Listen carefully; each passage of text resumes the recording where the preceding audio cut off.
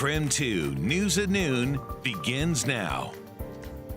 Right now in KREM 2 News at Noon, a beloved radio trio was taken off the air suddenly, but they are making a comeback. Dave, Ken, and Molly spoke to KREM 2 about what is next for the team.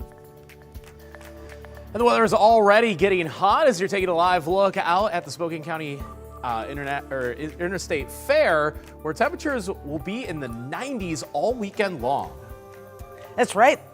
The fair just opened. It is finally here for all you fair fans. We break everything down so you have what you need to know before you go. Hi everyone, it is good to see you. Welcome to KREM 2 News at Noon. I'm Laura Papetti, and we begin with this. Today, the big day, the start of the Spokane County Interstate Fair.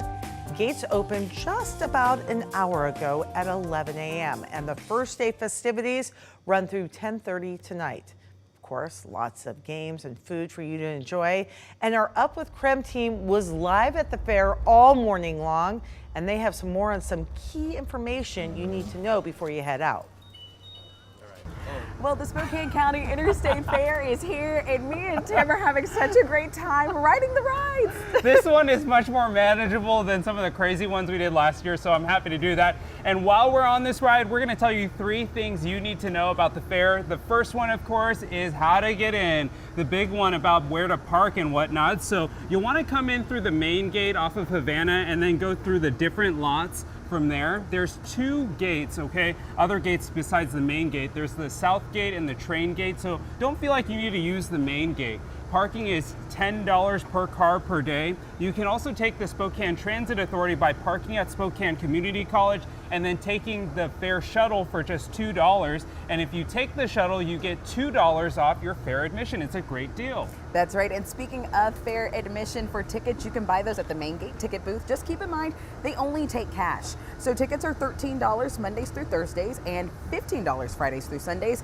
Then tickets are just $10 for anyone in the military, seniors, and kids ages 7 to 13. Then kids 6 and under get in for free, which is super exciting. A great deal. All right. Once you've gotten into the fair, make sure you stop by the KREM 2 booth. We got a great big setup this year. We've created what we're calling KREM Alley. It's near the floral exhibits and VFW Post 51. You'll see our KREM 2 signs, the tents, the storm tracker, and we even have a mock news set with a green screen so you can test out your news skills and see how you fare. That's right. So we're going to continue riding this ride and having a good time at the fair. Laura, you know what? You got to get on down I know. here. It's hard to read and ride a horse at the same time. It really is. It's tougher than it looks. We'll send it back to you, and we hope to see you at the fair.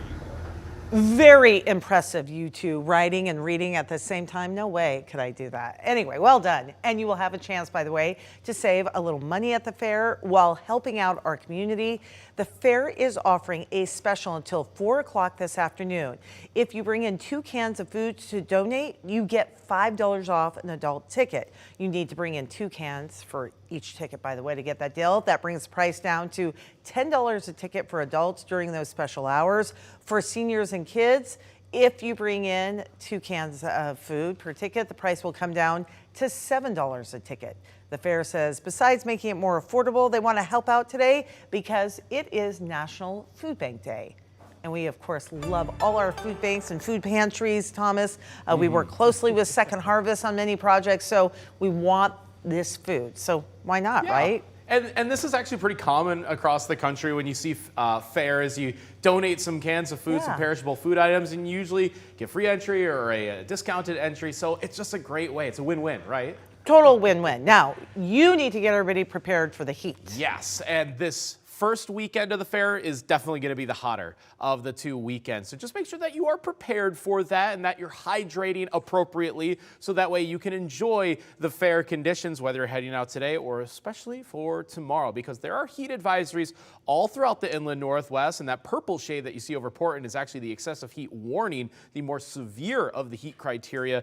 That for September is honestly quite odd. That is how strong this heat wave is all across the Northwest, really all across the entire West Coast. So the heat advisories here locally go until 9 p.m. Saturday. Honestly, Sunday is looking just as hot as well. There's your current temperatures, 83 degrees. We'll probably be up to about 90 next hour, if not by 2 p.m. at the latest, because, well, your first day of the fair is definitely a hot one because that 5 p.m. temperature is 95 degrees, and usually I shoot for the airport temperature when I'm looking at forecasting highs. So if you're looking at the valley and on the concrete, it's probably going to feel a bit closer to 100. So that's what you want to prepare for if you're heading out today or for either day this weekend. And coming up, I'll show you how close, if not above, record highs we are forecasting for these next 3 days. Those details are in just a few minutes. Checking in on top stories we are tracking here at the noon hour. Today, a judge is expected to resentence the man who shot and killed a student at Freeman High School. 3 others were also hurt during that shooting.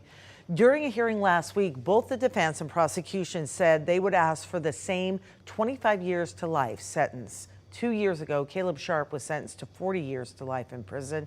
However, a Washington State Court of Appeals found that Sharp's sentence was too long. Also today, Nadia Cole is expected to appear in court. Cole is being charged with conspiring to and committing international kidnapping. Now, you may remember that Cole is the fiance of Aaron Ong, the man charged with international kidnapping of his 2-year-old daughter. We'll have more on this story on KREM 2 News at 4, and of course, always on KREM.com. This is where we want to be, and we decided to stay, and we're glad that we did up until the last day. Cherished radio hosts Dave, Ken, and Molly sat down with KREM 2 to talk weeks after they were abruptly fired, how they plan on carrying on with their legacy, coming up right after the break.